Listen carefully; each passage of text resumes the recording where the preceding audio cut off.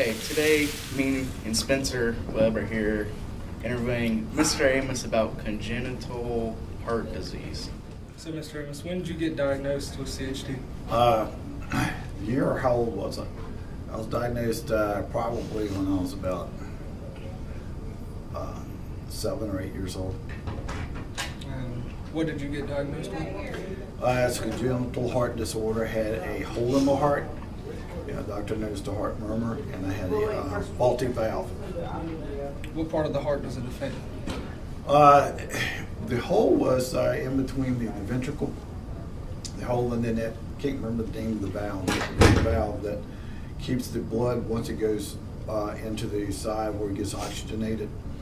I was leaking back a little bit, through that, and they didn't really do a whole lot with that because it wasn't leaking bad enough. A little leakage was okay. I could live with a little. Yeah. How does it affect your heart? The efficiency that my heart puts out. When I'm in a resting state, my oxygen levels will go down. I'll get tired, sleepy. But if I get up and move and exercise a little bit, get the heart rate back up, it's no problem. How does it affect your daily life? Well, probably, I had this back when heart surgery and all the other things was young, back in '68. And they had to take my heart out, put it on a table, and repair it. And at that time, they had very little experience of actually taking a heart out of the body and putting it in. In fact, they used my heart surgery to experiment with the first heart transplant. They used some of the drugs, some of the techniques they worked and stuff, putting the heart back and how they did it, and how they kept me alive without a heart. You thought I had a heart, but I really don't have a heart. Heartless! But they kept me alive with a machine. And all that was experimental at the time. Yeah. So how does your heart affect your motor skills? Keeps my motor running.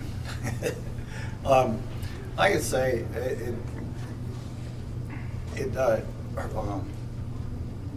I guess it affects me like when I'm resting and stuff like that. Just get tired quicker, and I'll doze off, sitting in a chair. If I sit down for 4 or 5 minutes, I'll doze off, take a little nap, and it gets worse with age.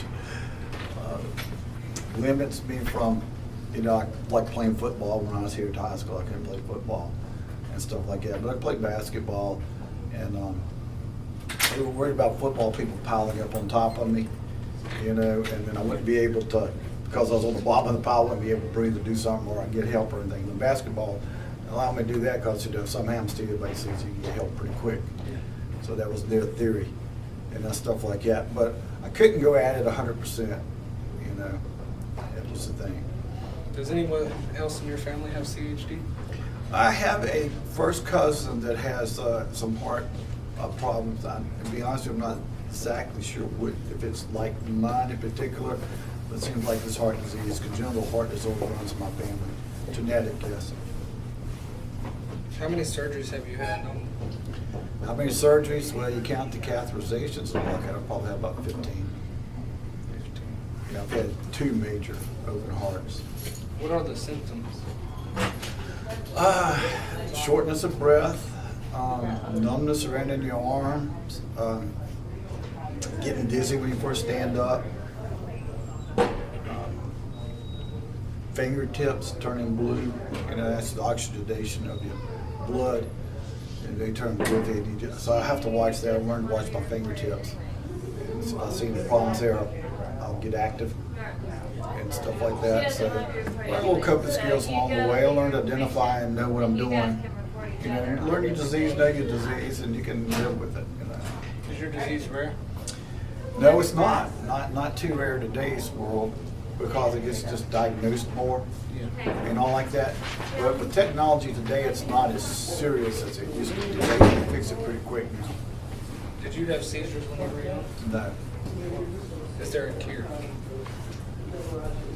Not a cure, I would say a fix, but not a cure. Well, of course I say that, but the way science is going now, they'll find whatever the gene is that stops your heart. What it does is your gene doesn't